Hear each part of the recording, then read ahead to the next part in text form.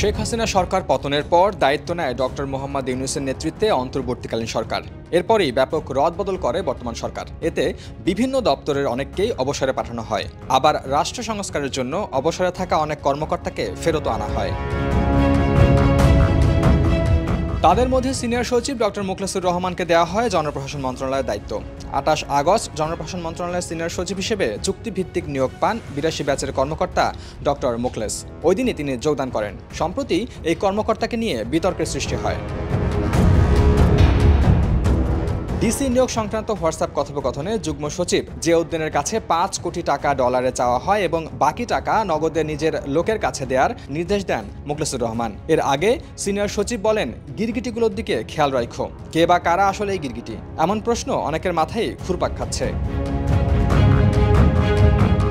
গিরগিটি বলতে তিনি গোয়েন্দাদের বুঝিয়েছেন। সচিব মুখলেসুর রহমানের কথার প্রেক্ষিতে যুগ্ম সচিব জিয়া বলেন, স্যার, হাসিনাই পারে নাই, আর এখন তো গোয়েন্দাগুলো দুর্বল হয়ে আছে। একজন যুগ্ম সচিবের সাথে মুখলেসুর রহমানের হোয়াটসঅ্যাপের কথোপকথন ফাঁস হলে ফেসবুক সহ সামাজিক যোগাযোগ মাধ্যমে নিন্দার ঝড় ওঠে। অভিযোগটা যিনি করেছেন, এই অভিযোগকারী আমার কাছে কোনো বিবেচনায় নাই এবং অভিযোগকারী আমি মূল্যহীন মনে করি। It's a fake news. ২২ September সংবাদ সম্মেলনে সিনিয়র সচিব ডক্টর মুখলেসুর রহমান জানান, প্রতি বছরই সম্পদের হিসাব দিতে হবে সরকারি কর্মকর্তা কর্মচারীদের। নেটিজনরা ফেসবুকে পোস্ট করছেন, সিনিয়র সচিব কি তার সম্পদের হিসাব দিয়েছেন?